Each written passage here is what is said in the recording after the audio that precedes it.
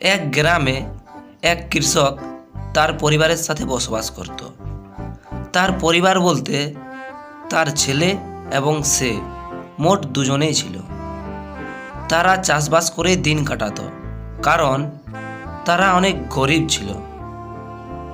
তাদের খাওয়া দাওয়া এমনকি সমস্ত কিছুই চাষবাসের ওপরেই নির্ভর ছিল। কিন্তু এক বছর বর্ষার দিনে বর্ষাই হলো না, যার কারণে এবছর তাদের চাষ করা হলো না। তাই কৃষক চিন্তায় পড়ে যায় আর ভাবতে থাকে কি করে এই বছরটা সে কাটাবে। অনেক ভাবনা চিন্তা করার পরও সে আর কোনো উপায় খুঁজে পেল না। এদিকে আগে বছরের ফসলও ধীরে ধীরে শেষ হতে চলছে।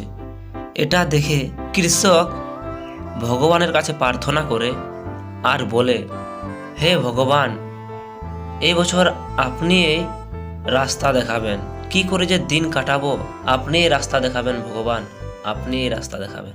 এইভাবেই চলতে চলতে একদিন তাদের আগে বছরে চাষ করা সমস্ত ফসল শেষ হয়ে যায়। খাবারের জন্য আর তাদের কাছে কিচ্ছুই বেঁচে থাকে না। কিছু খাবার না থাকার জন্য না খেয়ে দুদিন কেটে যায়।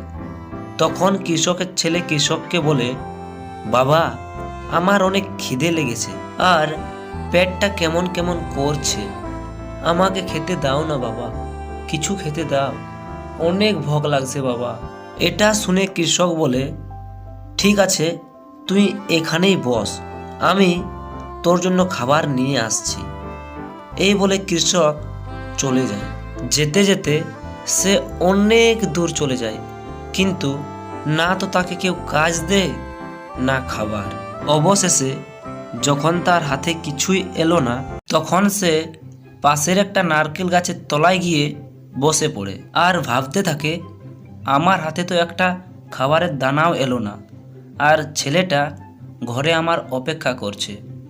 যদি খাবার না নিয়ে যায় তাহলে আমি দুনিয়ার সবথেকে খারাপ বাবা হয়ে যাব, যার ছেলে তার কাছে খাবার চাইছে কিন্তু সে খাবারও দিতে পারছে না। এটা ভাবার পর সে ভগবানের কাছে প্রার্থনা করে বলে, হে ভগবান, আমার ছেলেটা দুদিন থেকে কিচ্ছু খায়নি, অনেক ভুকে আছে, রাস্তা দেখাও ভগবান, রাস্তা দেখাও। এই বলে সে আবার ভাবতে থাকে কি করলে তার হাতে খাবার আসবে। সেই সময়ে নারকেল গাছের উপর থেকে একটা নারকেল পড়ে যায়। এটা দেখে সে দাঁড়ায় আর নারকেল গাছের দিকে তাকায়, কিন্তু উপরে একটাও নারকেল নেই। এ দেখে সে অবাক হয়ে যায় আর বলে, গাছটাতে একটাও নারকেল নাই, তাহলে নারকেলটা পড়লো কোথা থেকে? তারপর সে ভাবে, যদি নারকেল গাছটাতে একটাই নারকেল ছিল।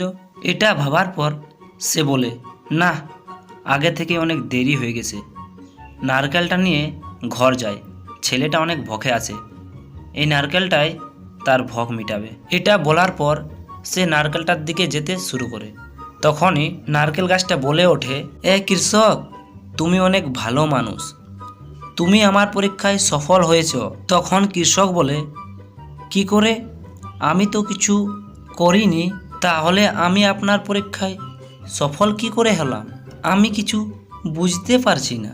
তখন নারকেল গাছটা বলে, বর্তমানে তোমার যেরকম পরিস্থিতি সেই অনুসারে তোমার ছেলে দুদিন থেকে কিছু খায়নি, তেমনই তুমিও দুদিন থেকে কিচ্ছু খাওনি, কিন্তু নারকেল পড়ার পর থেকে তুমি একবারও নিজের খিদের কথা ভাবোনি, এমনকি মাথায় চিন্তাও আসে না যে আমি নারকেলটা খাবো। তোমার এই মানসিকতা দেখে আমি অনেক প্রসন্ন হয়েছি। আমি তোমাকে একটা আশীর্বাদ দিচ্ছি, যাও, তোমার ঘরে তুমি যতটা নারকেল চাইবে ততটাই নারকেল এসে যাবে, কিন্তু যেদিন তোমার লোভ বেড়ে যাবে সেই দিন আমার এই আশীর্বাদ শেষ হয়ে যাবে। এই আশীর্বাদটা দেওয়ার পর সে চলে যায়। এটা শুনে কৃষক আনন্দে মেতে ওঠে আর ঘরের দিকে রওনা দেয়। সে জলদিই ঘর পৌঁছে যায়। ছেলেটা যখন খালি হাতে তার বাবাকে আসতে দেখে তখন সে বলে, বাবা, তুমি চিন্তা করো না, আমার পেট ভরে আছে। এটা শুনে কৃষক বলে, আমি খালি হাতে আসিনি, আমি তোর জন্য খাবার নিয়ে এসেছি।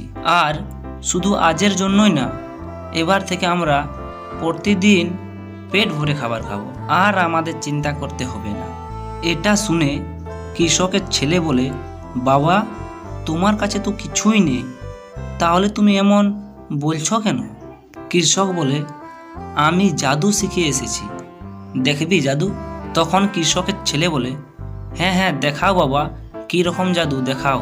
কৃষক বলে, দেখ তাহলে। ছুমন্ত্র ছুমন্ত্র ছু, আমাদের জন্য 2টি নারকেল চলে আয়।